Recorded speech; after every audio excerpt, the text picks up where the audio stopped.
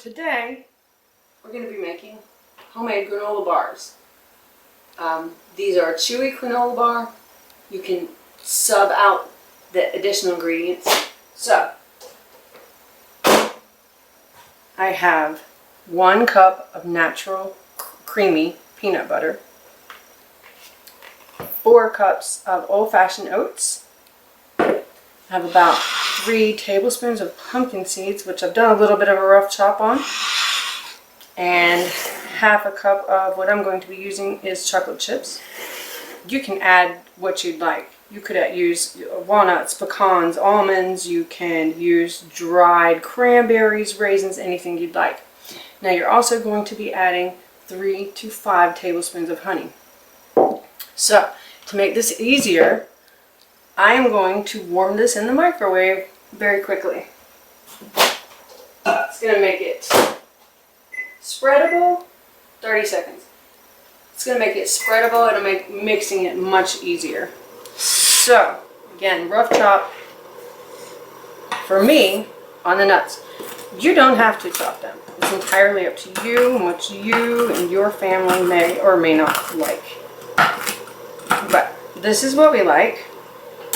So, about 3 tablespoons pumpkin seed, half a cup chocolate chips. I'm using Nestle. They're mini morsels, just a lot easier to work with.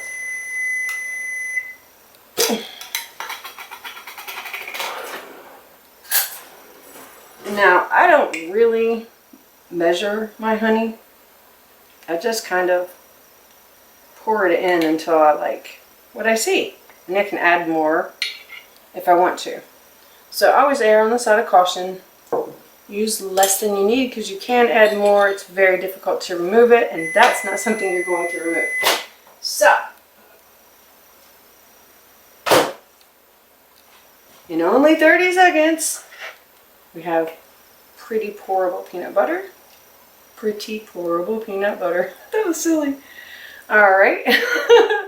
So, I'm going to mix all this in here.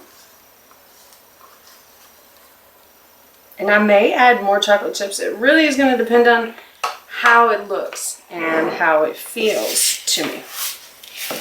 These things are delicious, by the way. They're kind of addicting. So,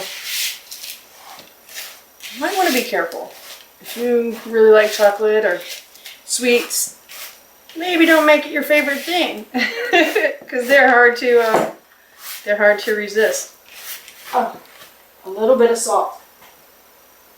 So I'm going to be using Redmond's, which is the only salt that we use anymore. Honest to God, it's got a flavor profile I can't explain. It's just amazing. It's a very good salt. So about 1/4 teaspoon.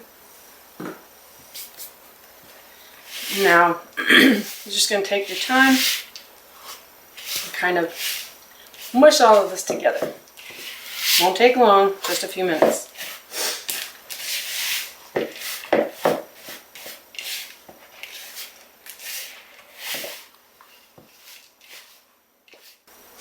Alright, so it's just been a couple of minutes, but let me show you the consistency on this. It's crumbly. It's also sticky. Don't put your hands in there. Well, you can wash them if you'd like. Oh, word of caution, don't overheat your peanut butter and then add it in with any meltables. So if you wanted it to be even easier to mix, you can do that and wait until it's good and mixed to add your chocolate chips or your Heath Bar chips or your Reese chips or whatever you're going to be adding. It seems kind of impossible, this really strange wet dough, but honestly it's very good stuff. So I have a 8x8 carrot. Use what size you want. These are going to end up being rather thick because I like it thicker. So here's your parchment paper. Line the pan with the parchment paper, and if you crinkle it up first, it does if you want it too much easier. So we're going to be pouring this in this pan. We'll press them down. And then we're going to refrigerate them for a minimum of 1 hour.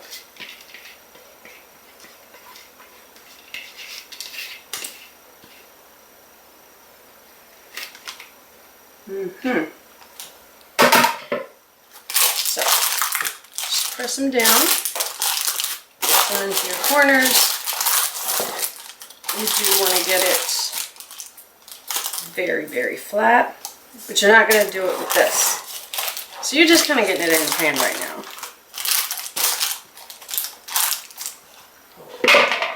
Now, let me get myself my second piece.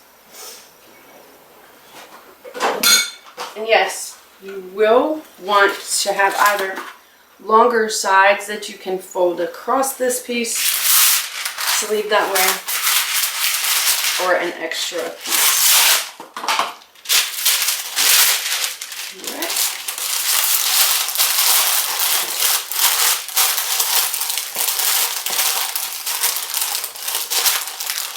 Put your weight into it. Press them.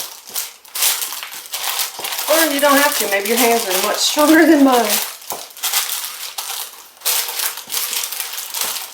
So what this does is it compresses all your ingredients and it will hold together beautifully once it is pressed and chilled. I'll give you a little sneak peek. I'll be putting that right back on. See that? So we're going to put this covered in the refrigerator for 1 hour. Okay, so it's been just over 1 hour.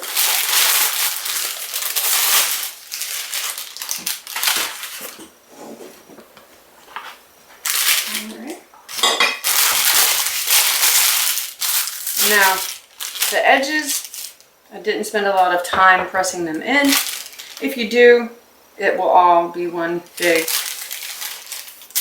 flat thing. Take your time more than I do. But so like I said, let them chill for a minimum of 1 hour. And this is actually a doubled recipe because we like these bars to be thicker. So you can certainly you can reduce this, and if you use an 8x8 pan, they're going to be about 1/2 inch. These are about 1 inch thick. They pack up very well. I put them in little sandwich bags and I send them with the lunches here. So I hope you enjoy. Check out the description for the full recipe, and don't forget to like, subscribe, or share. Thanks a lot.